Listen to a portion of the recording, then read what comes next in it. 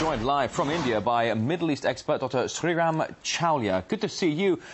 So after the uprising in Tunisia and Egypt, the eco-revolt is just rolling through the Middle East, including Iran now. Although there could be varying issues on this, political issues, economic issues, what do you think are the likely outcomes of this domino effect?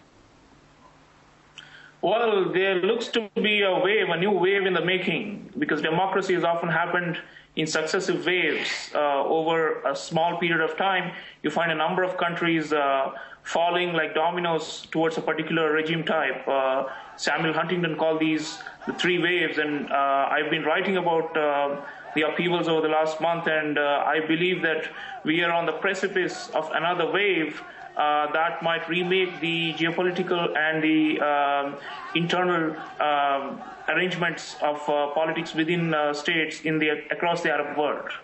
Now, when you talk about geopolitical issues, let's take a bit of a broader stance here, because the Middle East is strategically a very vital position for the U.S. Do you think, is there a contradiction, do you think, between America's support for demonstrators and its own best-case agenda, whether we're talking about Egypt or whether we're talking about Iran?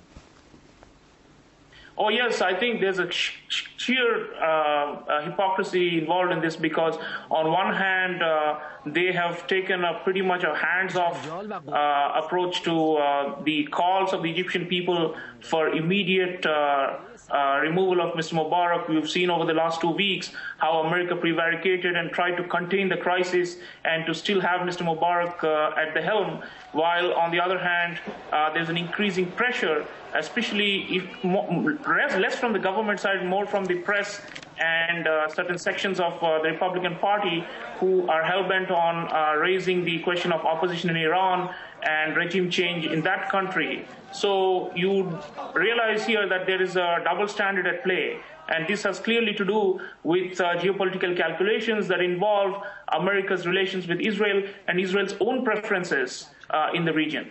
So double standards at play here, far-spread geopolitical influences as well. But do you think these Middle East countries will end up with a possible Western-style democracy as envisaged by Washington and other Western European powers? Or could we see something quite different, quite unpredictable, perhaps some totally new revolutionary form of government?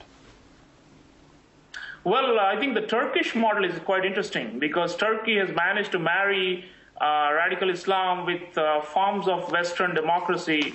And I think it's a genuine model to aspire to for Egypt, Tunisia, perhaps even Jordan, Yemen, and the others like Libya that are being mentioned now. The Turkish example is certainly one worth emulating. It's a modernizing one, but at the same time does not give up traditional social values and keeps the social base and the political structure in some kind of harmony.